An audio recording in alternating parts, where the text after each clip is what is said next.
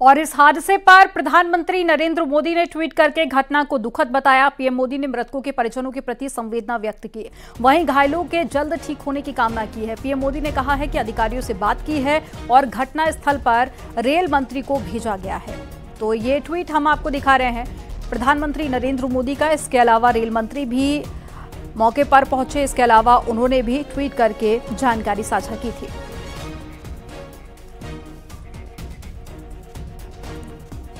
Rail हादसे पर प्रधानमंत्री कार्यालय की तरफ से मुआवजे का ऐलान किया गया है। हादसे में जिन लोगों की मौत हुई है उनके परिजनों को 2-2 लाख रुपए और साथ ही घायलों को 50,000 रुपए का मुआवजा दिया जाएगा। प्रधानमंत्री आपदा राहत कोष से मुआवजा दिया जाएगा।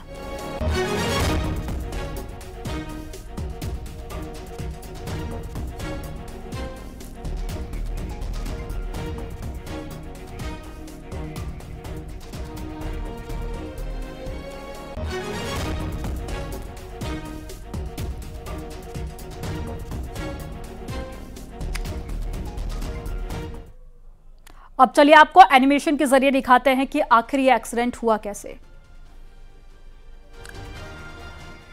तो देखिए ये कंचनजंगा एक्सप्रेस जो कि आप आगे देख रहे हैं और ठीक इससे पीछे जो कि मालगाड़ी यहां से जा रही थी। और जानकारी जो सामने आई है कि लोको पायलट की तरफ से सिग्नल को नजरअंदाज किया गया था, जिसके चलते मालगाड़ी ने कंचनजंगा एक्सप्रेस को पीछे से टक्कर मार दी थी और यह हादसा हो गया। सुबह 9 बजे के करीब का यह हादसा। और देखिए एनिमेशन के जरिए आप देखिए कि कैसे पीछे से मालगाड़ी टक्कर मारती है कंचनजंगा एक्सप्रेस को, और जो कई बोगियां थी वो पटरी से नीचे उतर गई। कई लोगों के घायल होने की जानकारी इसमें मिली है और साथ ही अब जांच आगे भी की जाएगी। रेल मंत्री मौके पर पहुंच जाएंगे। इसके अलावा जांच भी की जा रही है। रेस्क्यू ऑपरेशन अभी तक पूरा कर लिया गया है और साथ ही शुरुआत में जो जानकारी मिली है उसमें लोको पायलट की गलती सामने आई है।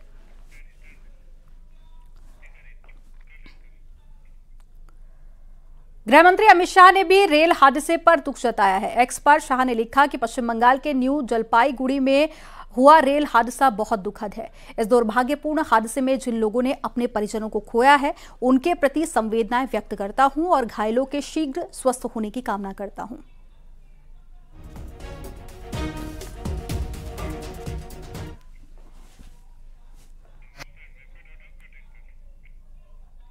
दार्जिलिंग में हुए रेल हादसे पर रेल मंत्री अश्विनी वैष्णव का बयान सामने आया। ट्रेन हादसा दुर्भाग्यपूर्ण है, बचाव कार्य युद्ध स्तर पर जारी है। रेलवे, एनडीआरएफ, एसडीआरएफ रेस्क्यू में जुटा हुआ है और घायलों को अस्पताल पहुंचाया जा रहा है। रेलवे के वरिष्ठ अधिकारी इस वक्त मौके पर मौजूद हैं।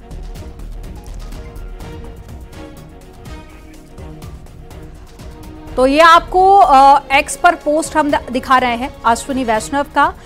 ये सुबह ही जब हादसा हुआ था उसके ठीक बाद उन्होंने ये पोस्ट किया और जानकारी दी कि एनडीआरएफ, एसडीआरएफ की टीम मौके पर मौजूद है, बचाव कार्य जारी है।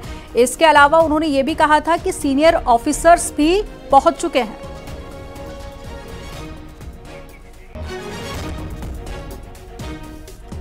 नोएडा में पुलिस कर्मियों पर थार चढ़ाने के आरोपी 3 छात्रों को पुलिस ने गिरफ्तार कर लिया। साथ ही पुलिस ने इस घटना में इस्तेमाल थार को भी जब्त कर लिया है और तीनों एमिटी यूनिवर्सिटी के छात्र हैं। आरोप है कि रास्ता पूछने को लेकर पुलिस वालों से विवाद हो गया था, जिसके बाद में थार सवार छात्रों ने गाली गलौज की और विरोध करने पर पुलिसकर्मियों के ऊपर गाड़ी चढ़ा दी।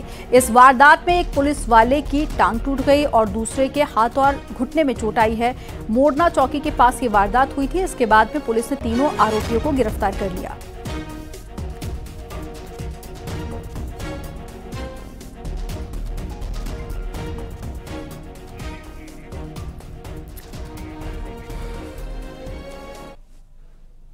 और चलिए अब आगे बढ़ते हैं, बात करते हैं नोएडा की। और नोएडा से एक ऐसी खबर सामने आई जिसने सबको हैरान कर दिया। गन्ने के जूस में थूक मिलाकर पिलाने के आरोप में पुलिस ने 2 लोगों को गिरफ्तार किया है। पीड़ित की शिकायत पर पुलिस ने केस दर्ज करते हुए शाहिब आलम और साथी जमशेद खान को गिरफ्तार कर लिया है। दोनों आरोपी मूल रूप से बहराइच के रहने वाले बताए जा रहे हैं और नोएडा में रहकर गन्ने के जूस का ठेला लगाते थे और बताया जा रहा है कि वो सेक्टर 121 क्लियो काउंटी सोसाइटी के बाहर दंपत्ति को थूक डालकर जूस पिला रहे थे। आरोप के मुताबिक जब उन्होंने इसका विरोध किया तो जूस दुकानदार ने उनसे बदसलूकी भी की, जिसके बाद में मामला पुलिस थाने पहुंचा और फिलहाल दोनों को गिरफ्तार कर लिया गया है।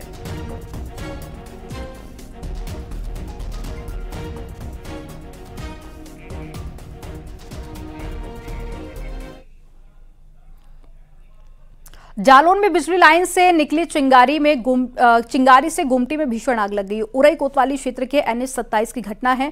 यहां गाड़ियों की पंक्चर बनाने की गुमटी में भीषण आग लग गई। देखते ही देखते आग सामने बने होटल के पास में भी पहुंच गई। आग की ऊंची ऊंची लपटों को देखकर होटल कारोबारियों में हड़कंप मच गया। आग की सूचना पर मौके पर पहुंचे दमकल कर्मियों ने 1 घंटे की कड़ी मशक्कत के बाद में आग पर कंट्रोल किया।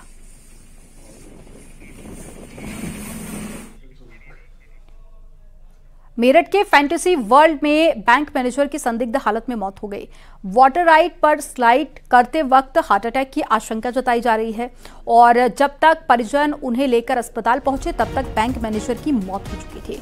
वाटर पार्क में डॉक्टर की तैनाती न होने से परिजनों ने नाराजगी जाहिर की है। परिजन वाटर पार्क के मैनेजर और साथ ही मालिक के खिलाफ कार्रवाई की मांग कर रहे हैं। Bank manager Delhi Dehradun bypass स्थित फैंटेसी वर्ल्ड पार्क में दोस्तों के साथ में नहाने गए थे, तभी वाटर स्लाइडिंग करते समय संदिग्ध हालत में बेहोश हो गए।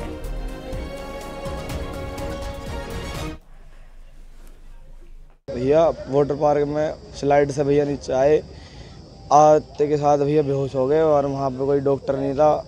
चेकअप वैसे ही कार्यकर्ताओं ने चेकअप करा, बस फिर वहाँ कुछ इलाज नहीं हुआ। फिर वहाँ सही लापरवाही रही उनकी, अगर वो चाहते तो जान बच जाती। अगर भैया कोई भी अगर थोड़ा समझदार होता, हमें तो इतनी नॉलेज नहीं थी। अगर वैसे उन्होंने वाटर पार्क है, उन्हें नॉलेज होनी चाहिए पानी में डूबने के बाद क्या स्थिति बनती है क्या नहीं होती, तो शायद ठीक भी रहते।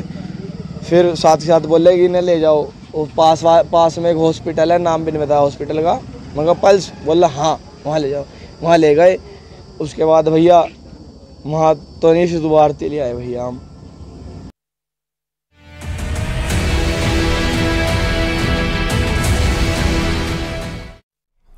सुबह सपा अध्यक्ष ओम प्रकाश राजभर के बयान पर श्रम कल्याण बोर्ड के पूर्व अध्यक्ष सुनील भराला ने निशाना साधा। सुनील भराला ने सोशल मीडिया पोस्ट किया है, मोदी और योगी पर हार का ठीकरा फोड़ना राजभर का पागलपन है। घोसी में ओम प्रकाश राजभर की जो हार हुई है, इसका मुख्य कारण इनका बड़बोलापन है और पार्टी को ऐसे सिद्धांतहीन लोगों से दूरी बनाकर रखनी चाहिए। इनके बड़बोलेपन के कारण हमारा मूल कैडर का कार्यकर्ता हतोत्साहित हुआ है।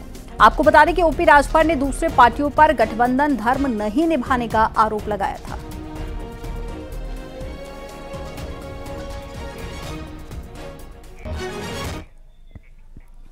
और इससे पहले योगी सरकार में कैबिनेट मंत्री अनिल राजभर ने ओपी राजभर को सलाह दी थी। अनिल राजभर ने कहा था कि ओपी राजभर को अब सही मायनों में मंथन करना चाहिए। राजभर समाज के लोगों ने उनसे दूरी बना ली है। घोसी में निर्दलीय प्रत्याशी लीलावती राजभर को 45,000 राजभर के वोट मिले और बलिया में हमारे प्रत्याशी नीरज शेखर महज 15,000 वोट से हारे। ऐसा क्यों हुआ, उन्हें सोचना चाहिए।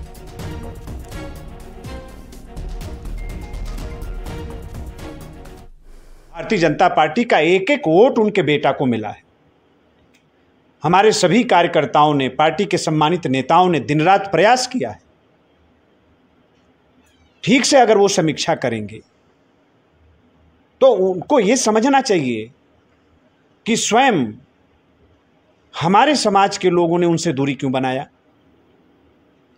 लीलावती राजभर जो निर्दल चुनाव लड़ रही थी, 45,000 वोट उनको मिला है। ये 45,000 लोग जो हमारे समाज के हैं, राजभर समाज के हैं, उन्होंने क्यों दूरी बनाया, ये आत्मचिंतन का विषय है। जहूराबाद से वो विधायक हैं, गठबंधन के हमारे प्रत्याशी नीरज शेखर जी वहां 15,000 के वोटों से करीब हारे हैं चुनाव। ऐसा क्यों हुआ, इस पर सोचना चाहिए। दरअसल घोसी सीट पर हार के बाद में ओपी राजभर ने कार्यकर्ताओं के साथ में बैठक में कहा था कि उन्होंने ईमानदारी से अपना गठबंधन धर्म निभाया, लेकिन दूसरी पार्टियां गठबंधन धर्म नहीं निभा पाई। साथ ही उन्होंने सिंबल बदलने की बात भी कही थी। क्या कहा था राजभर ने, आपको दिखाते हैं। ईमानदारी से जहां जो लड़ा उसको वोट दिया और गठबंधन के तमाम पार्टियों के नेता गठबंधन धर्म निभाना नहीं जानते, ऐसे धर्म नहीं जानते। एक नेता का निर्देश हमारे हुआ, हम लोगों ने अक्षरशः उसका पालन किया और मोदी जी को नकार दिया, योगी जी को नकार दिया। ऐसे लोगों को सबक सिखाने की भी जरूरत है। ऐसे लोगों को भी सबक सिखाने की जरूरत है।